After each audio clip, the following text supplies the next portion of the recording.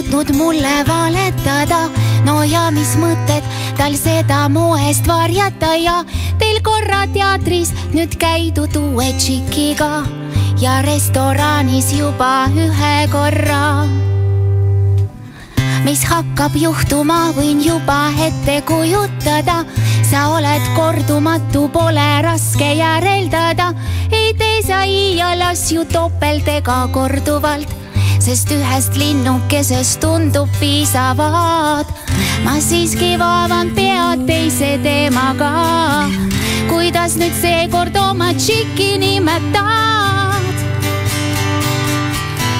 Kuidas kutsud nüüd teda tibumisu, kalli kisu? Ma tahan näha mingit kordumatust. Kas tal ei võiks siis olla oma nimetus? Kuidas kutsud nüüd teda tibumisu, kalli kisu? Ma tahan näha mingit kordumatust. Kas tal ei võiks siis olla oma nimetus?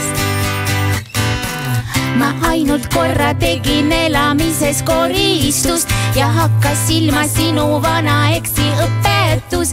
Parketipuhastus teeb nädalas vaid korra 2 ja kui ei viitsi ise appi, tuleb loorepaks. Ta ise lasi jalga mingi Taani poisiga, kuid sulle helistamisest ei suutnud loobuda ta. Tal oli kirjas kiisult mõmmikule mälestuseks. Kui olen ära käitu korralikult kalli eks, ka mulle mõmmikuna oled ennast tutvustanud. Kas seekord polegi siis miski muutunud?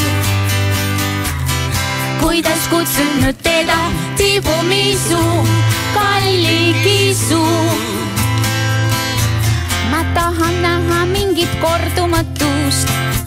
Kas tal ei võiks siis olla oma nimetus? Kuidas kutsud nüüd teda tibumisu, kalli kisu? Ma tahan näha mingit kordumatust. Kas tal ei võiks siis olla oma nimetus? Kuidas kutsud nüüd teda tibumisu, kalli kisu?